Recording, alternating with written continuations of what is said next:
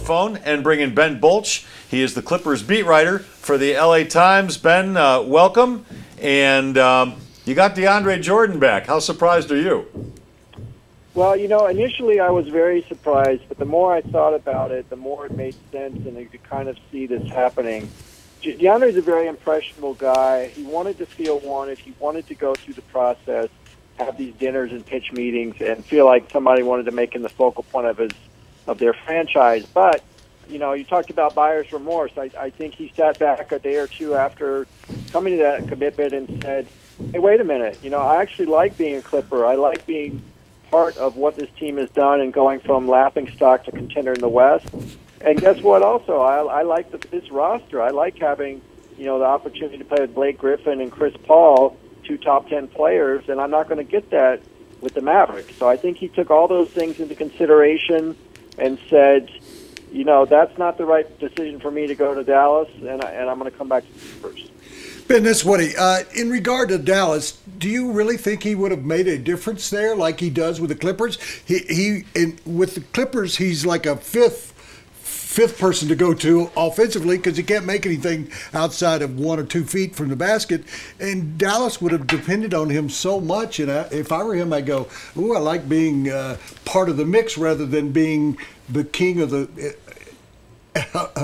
Game of Thrones, I'm now the king, and I'm in a place where it's me and Dirk and nobody else. I mean, do you think that probably entered into the... I think there's some merit to what you're saying, but, his value on offense goes so far beyond his scoring and rebounding. His pick and roll game is good, and, he's the monster of the tap-out rebounds. He creates spacing for the Clippers, and, obviously these aren't things that are going to light his eyes up in a pitch meeting, but he does so much more than just score. And you're right, he's not going to be the focal point of the point production of the Clippers offense. But I think that if they get off to a hot start and with Paul Pierce and Lance Stevenson joining them, I think there's no reason to think they wouldn't. All those kinds of concerns will kind of go by the wayside. I think he does want some more marketing opportunities. I think that's where he really kind of played third fiddle to Blake Griffin and Chris Paul. It hasn't been talked about much, and I think that is a legitimate gripe for him and something that's going to be addressed going forward. Ben, this is what I want to know. Through this process, and especially once DeAndre Jordan started having the buyer's remorse, being more focal in the offense, having more marketing opportunities, having, teams around the league vie for his services. Was that what DeAndre Jordan really wanted, or was that what his agent, who's known to be a pretty strong personality, wanted? No, I really think that's what DeAndre wanted. He's never gone through the unrestricted process, which is very different from the restricted process, where basically, Golden State signed him to an offer sheet and the Clippers could match it.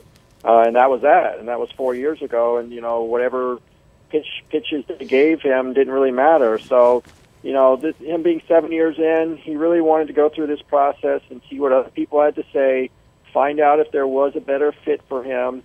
And, frankly, his eyes got real big there for a little while. And he said, hey, this does sound enticing. But, as we've already discussed, reason kind of settled in a day or so later, and he had second thoughts. That segment's sponsored by Grand Prix Motorsports. Tell you more about them in just a sec.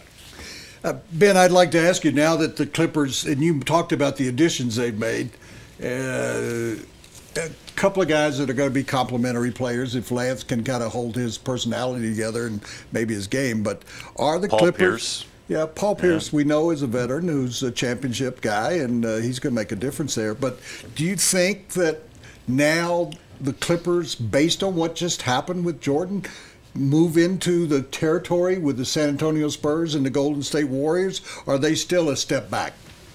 I think they're right there. Obviously, the talk has been about the Warriors keeping that championship core together. They did a great job of that. And then the Spurs went out and got LaMarcus Aldridge and David West and really upgraded their roster. And let's not forget about Oklahoma City. The last time Kevin Durant and Russell Westbrook went through a season without injury, they got to the NBA Finals, and that was, 2012. So I put those three in the Clippers kind of all in the, so to speak, the 1A, 1B, 1C, 1B range, and you really could kind of interchange them depending on how the season and injuries and things like that go. For $20 million or so, what kind of free throw tutor can you get? You know, you would think Steve Ballmer could come up with something, right? I mean, but you know, I don't know. I don't know if that's going to be. You know, he's been in the league 7 years now. People have been fouling him forever, and let's face it, we haven't seen much difference. You know, people have said he should do the Rick Barry thing and go underhanded. That doesn't seem like that's going to happen. But you know, frankly, I think we're just going to see a guy who's going to be a 50% free throw shooter's career, you know. But as Doc likes to point out, guys like Shaq and Bill Russell did all right with that, having that kind of percentage in their careers. Ben, you know that market well. You've been writing about the Clippers for a long time. I'm wondering how the Lakers react to all of this. Next off season, do they come out with a vengeance in free agency?